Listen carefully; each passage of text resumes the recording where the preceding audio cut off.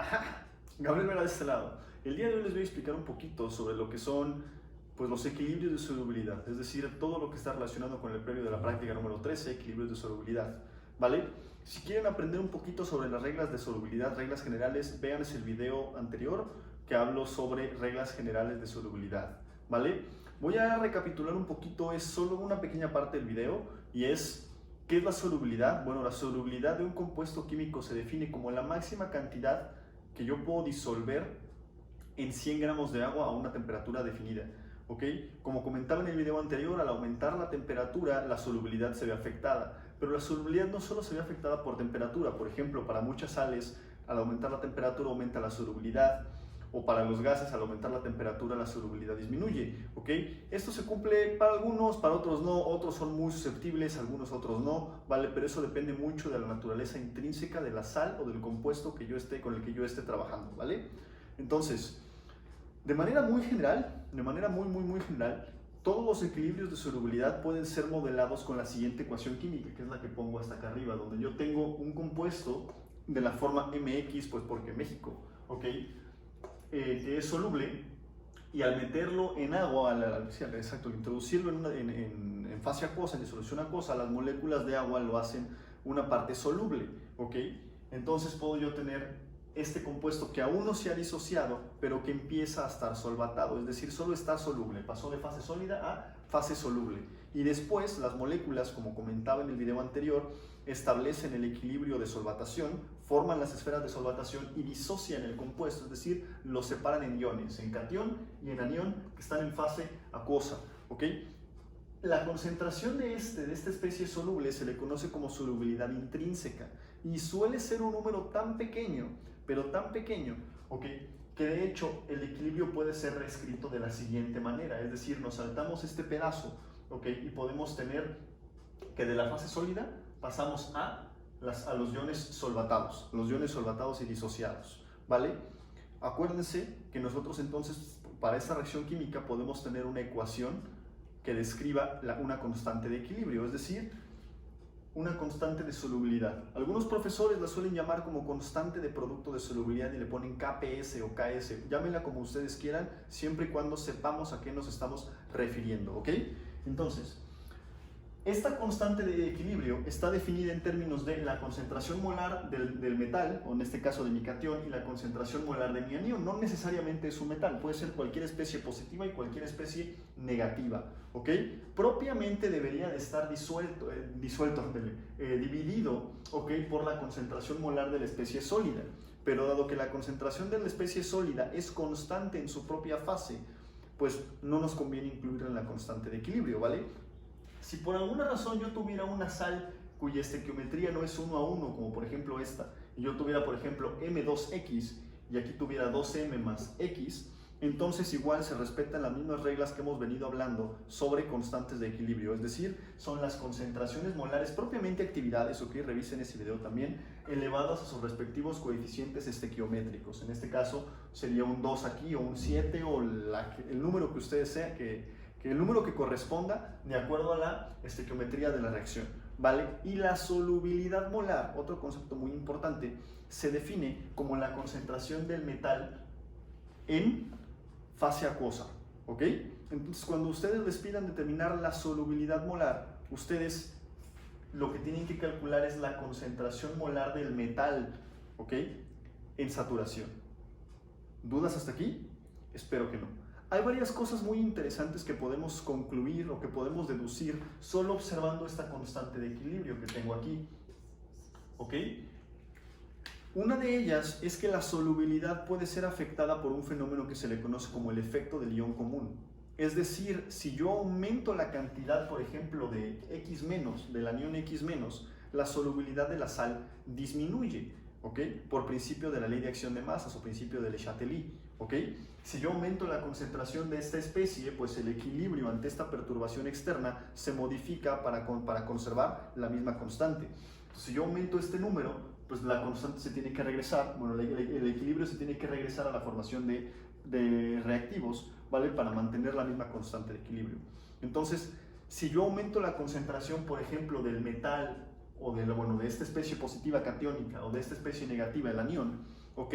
Disminuyo la solubilidad.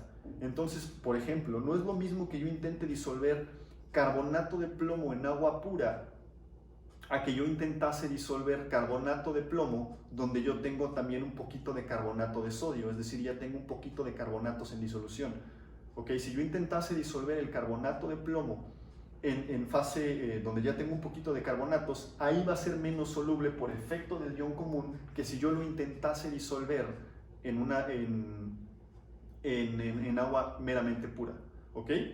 Otros factores que suelen afectar mucho la solubilidad, como les comentaba al inicio del video y en el video anterior, es el pH y la temperatura. El pH sobre todo porque a lo mejor el anión puede ser susceptible a formar ácidos conjugados, como por ejemplo un fosfato, puede formar un fosfato monoácido o un fosfato diácido, depende del pH.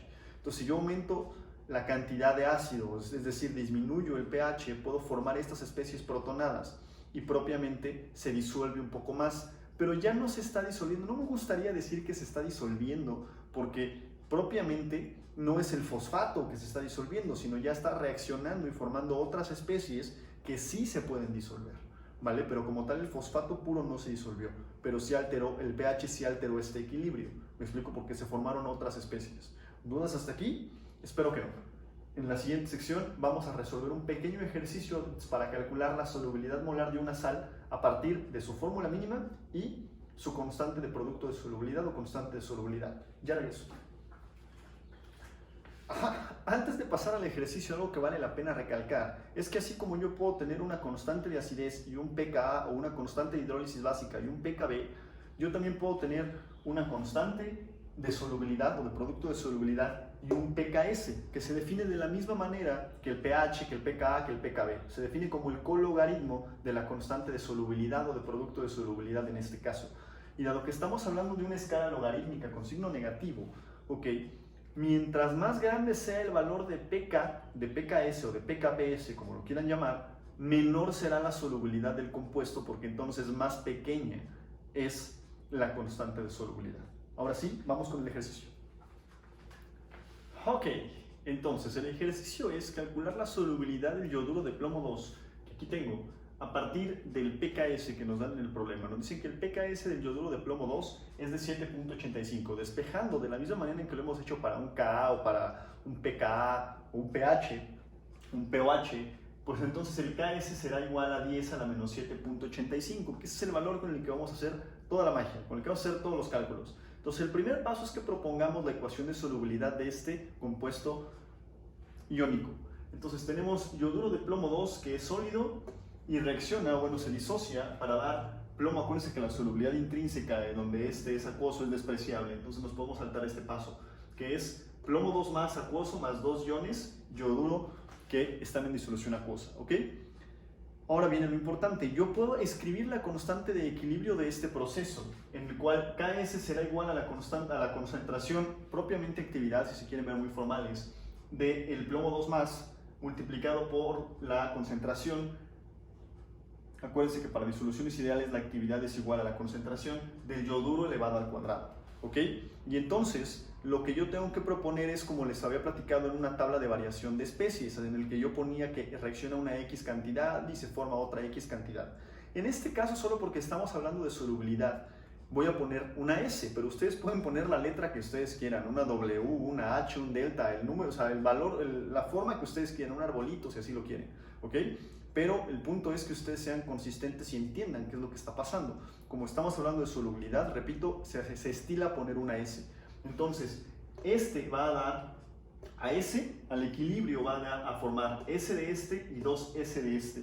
¿Por qué 2S de este? Porque tengo 2. O sea, por cada entidad elemental, porque no es una molécula, por cada entidad elemental de yoduro de plomo se forma un ion de plomo 2 más y se forman 2 iones de yoduros, ¿vale? Entonces, que eso los estoy representando con S y 2S. Bien los podría representar con X y 2X si estuviera hablando de alguna otra reacción, como ustedes gusten y manden, ¿ok? S por solubilidad. Entonces, lo único que tengo que hacer es esta constante de solubilidad, que por cierto es igual a 10 a la menos 7.85 de acá, la tengo que resustituir en términos de estas concentraciones, ¿ok? Entonces, en vez de poner plomo, pongo S, y en vez de poner yoduros, pongo 2S elevado al cuadrado. porque acuérdense que la concentración tiene que estar elevada al cuadrado. Entonces, por cada entidad elemental que se forma, que tengo de aquí que se disocia, yo formo 1 y formo 2. Y esos 2 los elevo al cuadrado porque esa es la concentración molar al equilibrio de los yoduros. ¿Ok? Haciendo un poquito de álgebra me va a quedar que esto es igual a 4S cúbico, que es igual a 10 a la menos 7.85. Y solo despejo S. ¿Qué es S?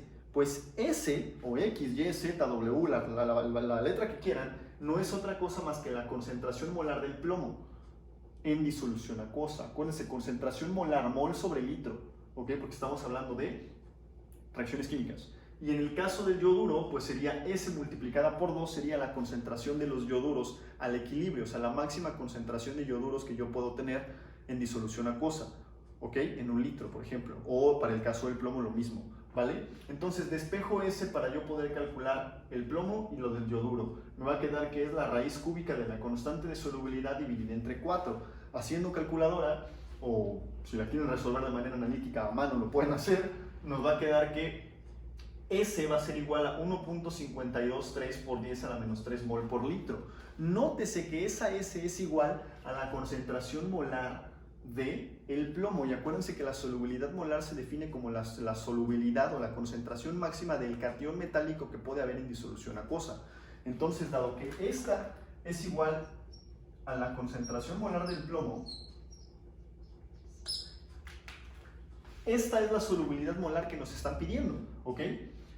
Presten mucha atención a lo que les piden, porque a veces no les van a pedir la solubilidad molar en términos de mol por litro, les van a pedir a lo mejor la solubilidad molar expresada en términos de yoduros, y entonces la tienen que multiplicar por 2 para este caso, ¿ok?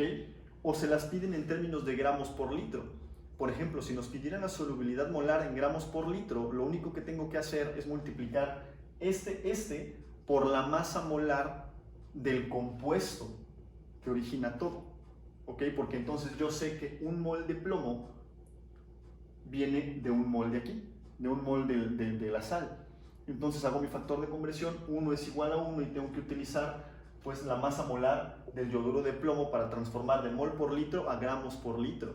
Entonces yo tengo la concentración molar del plomo máxima que puedo tener en disolución acuosa. Yo sé que por cada mol de plomo tengo un mol de este, es 1 a 1, el factor no lo puse, pero si quieren pónganlo, ¿ok?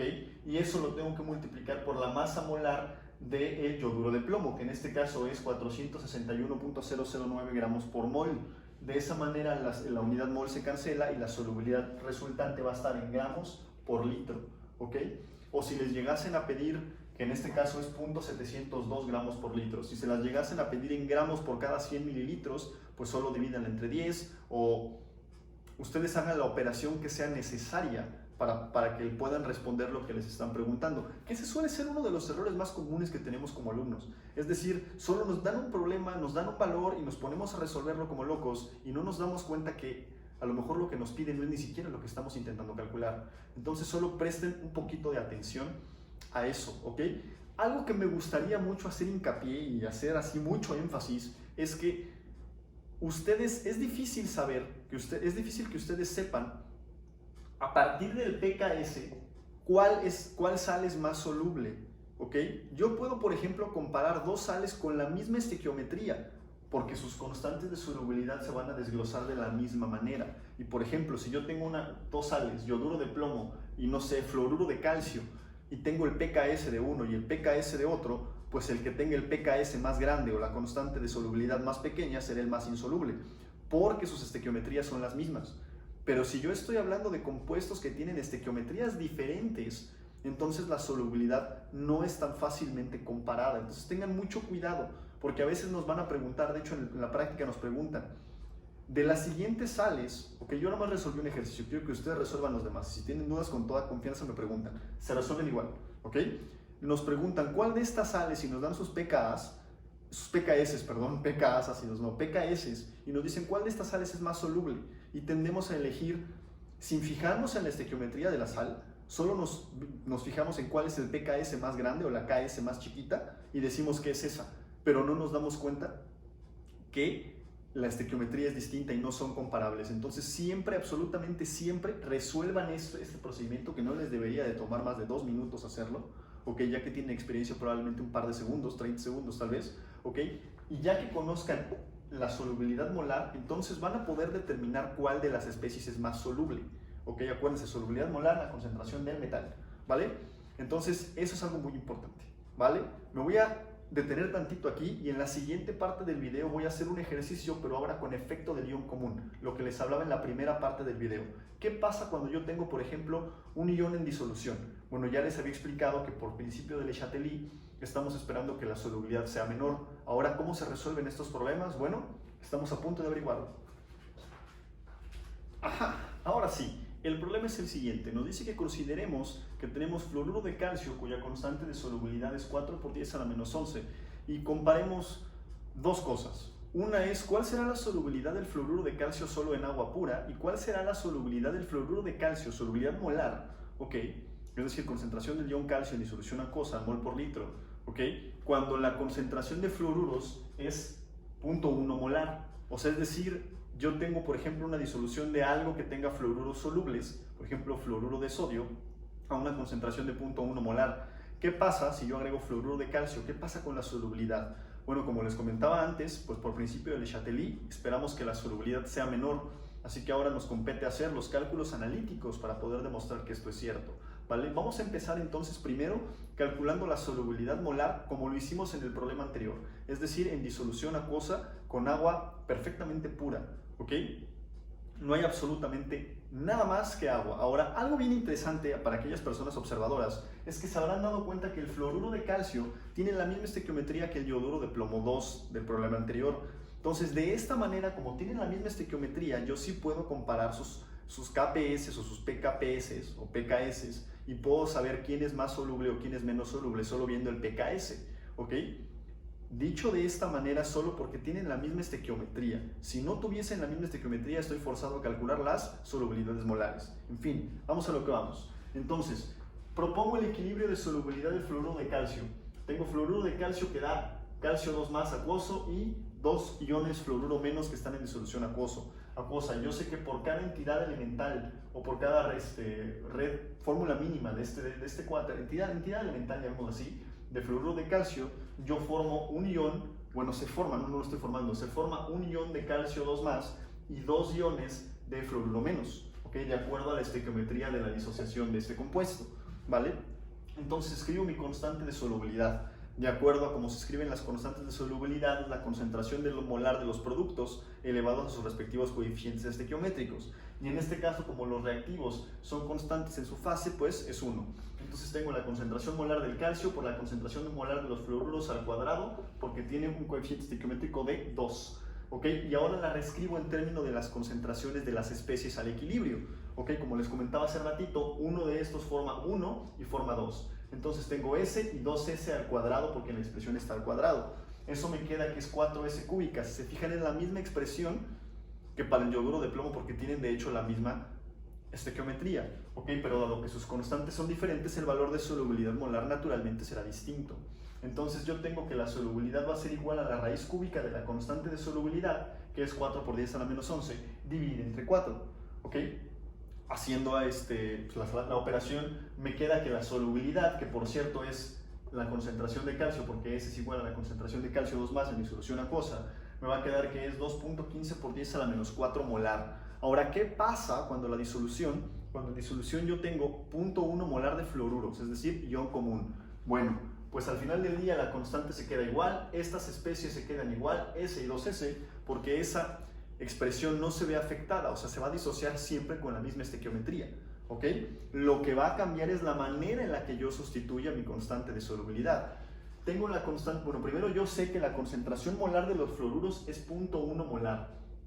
Las personas muy puristas me van a decir, oye Gabriel, pero entonces si al inicio yo ya tengo que la concentración molar de fluoruros es 0.1, cuando se disuelva mi fluoruro de calcio, pues técnicamente voy a tener un poquito más de fluoruros. ¿No se los tendría que sumar? La respuesta es sí, pero no, porque es despreciable. Acuérdense que en condiciones normales, ¿ok?, la concentración de plomo de calcio es 2.15 por 10 a la menos 4. La concentración molar de los fluoruros, que sería 2 veces esta, sería de 4.30 por 10 a la menos 4. Es decir, es un número que es 3 órdenes de magnitud más pequeño que esta concentración. Entonces, 0.1 y a eso le sumo 0.0000430, se queda como igual, se queda prácticamente igual. Entonces, para fines prácticos, no se compliquen la vida. Esta es la concentración molar de los fluoruros que va a estar también al equilibrio. Entonces, propongo mi constante de solubilidad con las mismas reglas. Concentración de fluoruros al cuadrado y concentración de calcio. El calcio es igual a S, de acuerdo a cómo resolví la disociación hace ratito. Pero ahora yo sé que la concentración molar de los fluoruros al equilibrio es 0.1 y esa concentración molar está elevada al cuadrado. No vayan a cometer el error de multiplicar por 2 esta constante porque aquí es esta concentración porque aquí está 2. No, este 2S viene que por cada uno de estos se disocian 2. ¿Ok? Pero este es el valor de la concentración de fluoruros, o sea, este es el valor de 2S, ¿ok?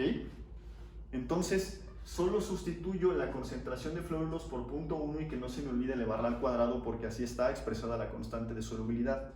Y ahora resuelvo despejando S, que en este caso es la concentración del calcio 2+.